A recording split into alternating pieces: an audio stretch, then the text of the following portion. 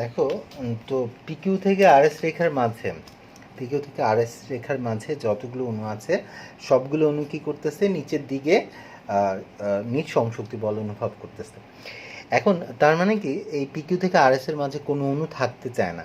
এখন নিচ থেকে যখন একটা অণু উপরে উঠবে, নিচের থেকে একটা অণু যখন উপরের দিকে যাবে, তাহলে দেখো নিচে একটা অণু আছে, এই অণুটা ধরো এখান থেকে উপরে যাচ্ছে।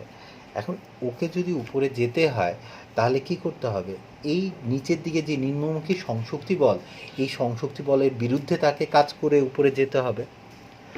দেখো, আমরা কিন্তু জানি কোনো একটা সংরক্ষণশীল বলের বিরুদ্ধে কাজ করলে বিভব শক্তি জমা হয়। তাহলে এই অণুটা যখন উপরের দিকে যাচ্ছে, ও নিচের দিকে যে সংশক্তি বল কি আন্তঃআণবিক আকর্ষণ বল। আমরা জানি যে কোনো আন্তঃআণবিক আকর্ষণ বলই কি বল, সংরক্ষণশীল বল। তাহলে এই অণুটা যখন নিচ থেকে উপরের দিকে যাচ্ছে, তাকে এই সংরক্ষণশীল বলের বিরুদ্ধে বা এই নিজ সংশক্তি বলের বিরুদ্ধে কাজ করে উপরে যেতে হচ্ছে। আর সে যত বেশি কাজ করবে, এই কাজটা কিন্তু হারানো যাবে না, এই কাজটা এই অণুটাতেই বিভব শক্তি আকারে কী হবে, জমা হবে। এবং এই অণুটা যত উপরের দিকে যেতে থাকবে তাকে তত বেশি কাজ করতে হবে, আর যত বেশি কাজ করবে তার বিভব শক্তির মান বাড়তে থাকবে। তাই এই অণুটা যেতে যেতে যখন একদম মুক্ততলে চলে যাবে, সে সবচাইতে বেশি কাজ করবে বা এই অণুটার বিভব শক্তির মানে কী হবে, সর্বোচ্চ হবে। তাহলে তুমি বলতেছিলা এই পিকিউ থেকে আরএস রেখার মাঝে যতগুলো অণু আছে সব নিচের দিকে বল অনুভব করতেছে।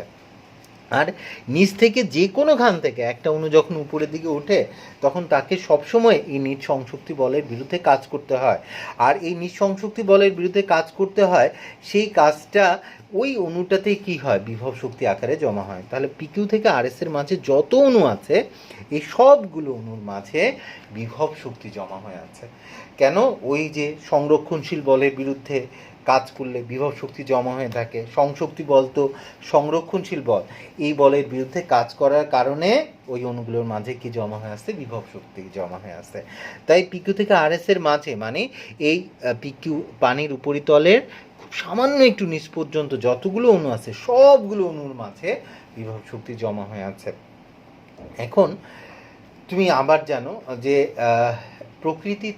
প্রকৃতির একটা নিয়ম হচ্ছে, তোমার কাছে যত বেশি শক্তি থাকবে তুমি তত অস্থিতিশীল, আর তোমার কাছে যত কম শক্তি থাকবে তুমি তত কি হবে, স্থিতিশীল হবা। এখন তার মানে কি, তোমার কাছে কম শক্তি, প্রকৃতির নিয়ম হচ্ছে তোমার কাছে যত কম শক্তি তুমি তত স্থিতিশীল। এখন এই যে পৃষ্ঠে যে অণুগুলো আছে তাদের মাঝে না বিভব শক্তি জমা হয়ে আসছে, এই বিভব শক্তির পরিমাণ যত কম হবে তত কি হবে, অণুগুলো স্থিতিশীল হবে। তাহলে প্রকৃতির নিয়মে এই যে কোনো তরল চায় যে তার পৃষ্ঠের ক্ষেত্রফল যাতে কম হয়। কেন? পৃষ্ঠের ক্ষেত্রফল কম হলে পৃষ্ঠে অণুর সংখ্যা কম হবে, পৃষ্ঠে অণুর সংখ্যা কম হলে নিচ থেকে কম পানির অণুকে উপরে উঠতে হবে, মানে তাদের বিভব শক্তির পরিমাণ কম হবে। তার মানে কি, বিভব শক্তির পরিমাণ কম হলে স্থিতিশীল হবে। তার মানে কি, প্রকৃতির নিয়মেই যে কোনো তরল চাইবে তাহলে তার পৃষ্ঠের ক্ষেত্রফল যাতে সর্বনিম্ন হয়। তাহলে পৃষ্ঠের ক্ষেত্রফল কম হলে কম পানির অণু থাকবে পৃষ্ঠে, তাহলে পৃষ্ঠে যদি কম পানির অণু থাকে কম বিভব শক্তি থাকবে, কম বিভব শক্তি থাকলে সেই স্থিতিশীল হবে। তাই যে কোনো তরল তার পৃষ্ঠ ছোট করার চেষ্টা করে, এই জন্য যে কোনো তরলের পৃষ্ঠ টান টান করা স্থিতিস্থাপক পর্দার মতো কাজ করে, এটা সর্বদা সংকুচিত হতে চেষ্টা করে পৃষ্ঠের ক্ষেত্রফল কমানোর জন্য। আমরা যে কোনো তরলের পৃষ্ঠে একটা রেখা কল্পনা করলে ওই রেখার উভয় পাশে লম্বভাবে পৃষ্ঠের স্পর্শক বরাবর যে বল কাজ করে সেটাকে আমরা কি বলি, পৃষ্ঠটান বলি। মানে হচ্ছে, তার মানে কি, এটা হচ্ছে এই পৃষ্ঠে শক্তি কমান, পৃষ্ঠের মধ্যে যে বিভব শক্তি, এই বিভব শক্তি কমানোর জন্য সে সর্বদা পৃষ্ঠের ক্ষেত্রফল কমাতে চায়। আর পৃষ্ঠের ক্ষেত্রফল কমাতে চায় দেখে আসলে যে কোনো তরল পৃষ্ঠ টান টান করে স্থিতিস্থাপক পর্দার মতো কাজ করে, যাতে ক্ষেত্রফল কোনোভাবে না বাড়তে পারে। আর তুমি দেখবা যে দেখো এত বেশি পানিরকে তো আর এটা ছোট করে ফেলতে পারবে না, সে টেনে ধরে রাখছে, তাই একটা পর্দার মতো টেনে ধরে রাখছে যাতে পানির পৃষ্ঠ বাড়তে না পারে। কিন্তু যদি এক ড্রপ পানি হয়, মানে খুব অল্প পরিমাণ পানি হয়, তাহলে সেটাকে কিন্তু গোল বানায় ফেলে, দেখবা যে পানির ফোঁটা গোল হয়, পারদের ফোঁটা গোল হয়, সোপ বাবল মানে সাবানের বুদবুদ সেটা গোল হয়। সব কিছু গোল হয় কেন? আমরা যত ধরনের আকৃতি জানি, গোলক মানে একই আয়তনে গোলক আকৃতিতেই পৃষ্ঠের ক্ষেত্রফল কী হয়? সবচেয়ে কম হয়। তাই তুমি দেখবা প্রকৃতির নিয়ম হচ্ছে সব কিছুর মাঝে গোল হয়ে যাওয়ার একটা প্রবণতা থাকে। পানির ফোঁটা, সাবানের বুদবুদ, পারদের বুদবুদ সব কিছু দেখবা গোল হওয়ার চেষ্টা করে, কারণ গোলকের পৃষ্ঠের ক্ষেত্রফল সবচেয়ে কম। গোলকের পৃষ্ঠের ক্ষেত্রফল সবচেয়ে কম, পৃষ্ঠের ক্ষেত্রফল কম মানে কি? পৃষ্ঠে অনুসংখ্যা কম। পৃষ্ঠে অনুসংখ্যা কম হলে কি হবে? পৃষ্ঠে বিভব শক্তির পরিমাণ কম হবে, মানে সে স্থিতিশীল হবে। তার মানে কি, একটা বস্তু তাহলে যে কোনো আকারে থাকতে চায় না, সবসময় গোল হতে চেষ্টা করে, বা এমন কোনো আকার নিতে চেষ্টা করে যেই আকার নিলে তার পৃষ্ঠের ক্ষেত্রফল সবচেয়ে কম হবে, পৃষ্ঠে শক্তির পরিমাণ সবচেয়ে কম হবে, বা সে স্থিতিশীল হবে। আসলে এই পৃষ্ঠ শক্তি কমানোর জন্যই সে যে কোনো তরলের পৃষ্ঠে যে টান বল প্রয়োগ করে। মানে পৃষ্ঠ টানটা কোথা থেকে সৃষ্টি হয়েছে? দেখো, এই পৃষ্ঠে এই টান বলটা কিন্তু আসছে পৃষ্ঠ শক্তি কমানোর জন্য। ল্যাপ্লাস এই কথাটাই বলছিল যে পৃষ্ঠ টান কোথা, যে কোনো তরলের পৃষ্ঠ টান কোথা থেকে আসে। তো আমরা এইটাই ল্যাপ্লাসের তত্ত্ব, ল্যাপ্লাসের আণবিক তত্ত্ব, যার মাধ্যমে সে ব্যাখ্যা করছিল যে তরলের পৃষ্ঠ টান কোত্থেকে আসছে। আচ্ছা, তো আমাদের পৃষ্ঠটানের সাথে আরেকটা জিনিস শিখতে হয়, যেটা নাম হচ্ছে পৃষ্ঠ শক্তি, সারফেস এনার্জি। একটা পৃষ্ঠটান, সারফেস টেনশন বা পৃষ্ঠটান, আরেকটা হচ্ছে পৃষ্ঠ শক্তি, আরেকটা হচ্ছে পৃষ্ঠ শক্তি বা আমরা বলি সারফেস এনার্জি। হ্যাঁ, আরেকটা হচ্ছে পৃষ্ঠ শক্তি বা সারফেস এনার্জি। তো আমাদের সারফেস এনার্জিটাও প্রায় কাছাকাছি জিনিস, তো পড়ে ফেলতে পারো সারফেস এনার্জি, পৃষ্ঠ শক্তি বা সারফেস এনার্জি। হ্যাঁ, আমরা এখন যেটা পড়তে চাই সেটা হচ্ছে সারফেস এনার্জি, পৃষ্ঠ শক্তি, পৃষ্ঠ শক্তি বা আমরা বলতে পারি সারফেস এনার্জি। পৃষ্ঠ শক্তি বা সারফেস এনার্জি, এটাকে আমরা সাধারণত ই দিয়ে প্রকাশ করি, সারফেস এনার্জি। আচ্ছা, তোমরা জানো তরলের মুক্ততল বা তার উপরে পৃষ্ঠ টানা স্থিতিস্থাপক পর্দার মতো কাজ করে।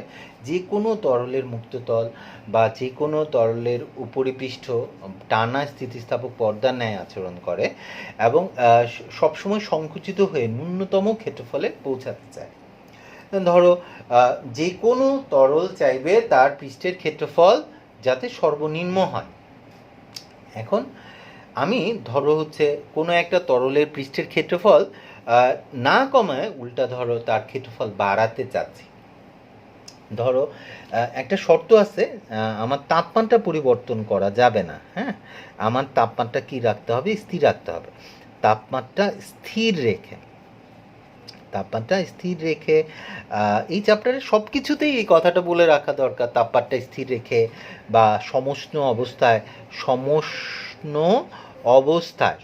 অবস্থায় বা তাপমাত্রা স্থির রেখে, মানে তাপমাত্রা পরিবর্তন করতে পারবা না। কারণ এই চ্যাপ্টারে তাপমাত্রা যদি পরিবর্তন করো, আমরা জানি অণুগুলো দূরে দূরে সরে যাবে, আন্তঃআণবিক দূরত্ব বেড়ে যায়। তো আন্তঃআণবিক দূরত্ব বেড়ে গেলে অণুগুলোর মধ্যে আকর্ষণ বল কমে যায়, আকর্ষণ বল কমে গেলেও সংশক্তি বল কমে যাবে, নিজ সংশক্তি বল কমে গেলে পৃষ্ঠটান কমে যাবে। এই জন্য তাপমাত্রা স্থির রাখতে হয়। তাপমাত্রা যদি পরিবর্তন করো, এই চ্যাপ্টারে সব কিছু চেঞ্জ হয়ে যায়। তার মানে কি, এমনি এটা একটা শর্ত যে এই চ্যাপ্টারে তাপমাত্রা স্থির রেখে সব কিছু কল্পনা করা উচিত। তাপমাত্রা স্থির রেখে বা সমস্ত অবস্থায় আমরা কি করলাম, যে কোনো একটা তরলের পৃষ্ঠ বা তার মুক্ততলের যে ক্ষেত্রফল সে তো কমাতে চেষ্টা করে। যে কোনো তরল প্রাকৃতিকভাবে বা নিজে নিজে তার ক্ষেত্রফল কমাতে চায়। তুমি আমাকে বলছো কেন সে ক্ষেত্রফল কমাতে চায়। তার কারণ হচ্ছে ক্ষেত্রফল কম করলে, কারণ ক্ষেত্রফলে যে অণুগুলো থাকে সেই অণুগুলোর মাঝে বিভব শক্তি জমা হয়ে থাকে। তো প্রকৃতির নিয়ম হচ্ছে তোমার কাছে যত কম শক্তি থাকবে তুমি তত বেশি স্থিতিশীল হবা। তো শক্তি কমানোর জন্য সে ক্ষেত্রফল কমানোর চেষ্টা করে। এখন আমি তো ক্ষেত্রফল কমাবো নাই, বরঞ্চ আমি কী করতে চাই, ক্ষেত্রফল বাড়াতে চাই। এখন আমি যদি ক্ষেত্রফল বাড়াতে চাই, ধরো হচ্ছে আমি তার ক্ষেত্রফল বাড়াতে হলে আমাকে কি করতে হবে, কাজ করতে হবে। তো আমার মুক্ততলের ক্ষেত্রফল, যে কোনো তরল পদার্থের মুক্ততলের ক্ষেত্রফল বৃদ্ধি করার জন্য কি করতে হবে, পৃষ্ঠটানের বিরুদ্ধে কাজ করতে হবে। এখন আমি চিন্তা করলাম ডেল্টা এ ক্ষেত্রফল, মানে ক্ষেত্রফল বৃদ্ধি করার জন্য ডেল্টা এ পরিমাণ ক্ষেত্রফল বৃদ্ধি করার জন্য আমার মুক্ততল বৃদ্ধি করার জন্য পৃষ্ঠটানের বিরুদ্ধে কতটুকু কাজ করতে হবে, ধরো ডাব্লিউ পরিমাণ কাজ করতে হবে। তাহলে একক ক্ষেত্রফল বৃদ্ধি করার জন্য পৃষ্ঠটানের বিরুদ্ধে কতটুকু কাজ করতে হবে, ডাব্লিউ বাই ডেল্টা এ।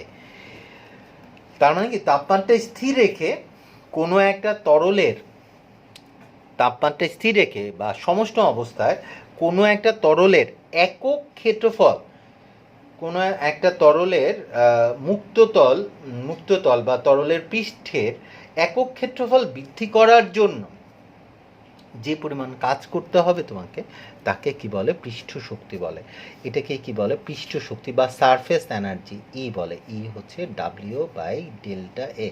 আচ্ছা, তুমি একটা জিনিস চিন্তা করো, তুমি যে কাজটা করো, যে এই একটা তরলের পৃষ্ঠের ক্ষেত্রফল বৃদ্ধি করার জন্য তোমাকে যে কাজ করতে হয়, সেই কাজটা কিন্তু ওই পৃষ্ঠে বিভব শক্তি আকারে কি হয়, জমা হয়। তার মানে কি, এটা কিন্তু সঞ্চিত শক্তি, এটা কিন্তু বিভব শক্তি। তাহলে কিন্তু এভাবেও বলা যাবে, তুমি কিন্তু বলতে পারবা যে তাপমাত্রা স্থির রেখে কোনো তরলের মুক্ততলের একক ক্ষেত্রফল বৃদ্ধির জন্য সম্পূর্ণ কাজের পরিমাণকে পৃষ্ঠ শক্তি বলে। এটা তো বলা যাবে। অথবা বলা যাবে মুক্ততলের একক ক্ষেত্রফলে সঞ্চিত বিভব শক্তির পরিমাণকে, আমি যে একক ক্ষেত্রফলে যে সঞ্চিত শক্তিটা থাকবে বা বিভব শক্তি থাকবে, সে একক ক্ষেত্রফলে সঞ্চিত বিভব শক্তিকে কি বলে, পৃষ্ঠ শক্তি বলে। আচ্ছা, আসলে আমরা জানি বাহ্যিক বল দ্বারা কৃতকাজী বিভব শক্তি। তো আমার ডেল্টা এ পরিমাণ ক্ষেত্রফল বৃদ্ধি করলে ডাব্লিউ পরিমাণ কাজ করতে হয়। তাহলে একক ক্ষেত্রফল বৃদ্ধি করলে কতটুকু কাজ করতে হয়, ডাব্লিউ বাই ডেল্টা এর পরিমাণ কাজ করতে হয়। তার মানে কি, আমি তাপমাত্রা স্থির রেখে কোনো একটা তরলের মুক্ততল একক ক্ষেত্রফল বৃদ্ধি করতে যে পরিমাণ কাজ করতে হবে, সেটাই হবে কি, সেই তরলের পৃষ্ঠ শক্তি বা সারফেস এনার্জি। বা একটা তাপমাত্রা স্থির রেখে কোনো একটা তরলের একক ক্ষেত্রফলে যে সঞ্চিত শক্তি বা একক ক্ষেত্রফলে যে বিভব শক্তি, তাকে আমরা কি বলি, পৃষ্ঠ শক্তি বলি। আবার পৃষ্ঠ শক্তির একক যদি দেখো, পৃষ্ঠ শক্তির একক কি হতে পারে, ডাব্লিউর একক কি, জুল, ক্ষেত্রফলের একক কি, মিটার স্কোয়ার। তার মানে কি, পৃষ্ঠ শক্তির একক হতে পারে জুল পার মিটার স্কোয়ার। এটা মিলে যাচ্ছে, জুল পার মিটার স্কোয়ার। হ্যাঁ, এটা একটা একক হতে পারে, জুল পার মিটার স্কোয়ার, পৃষ্ঠ শক্তির একক জুল পার মিটার স্কোয়ার।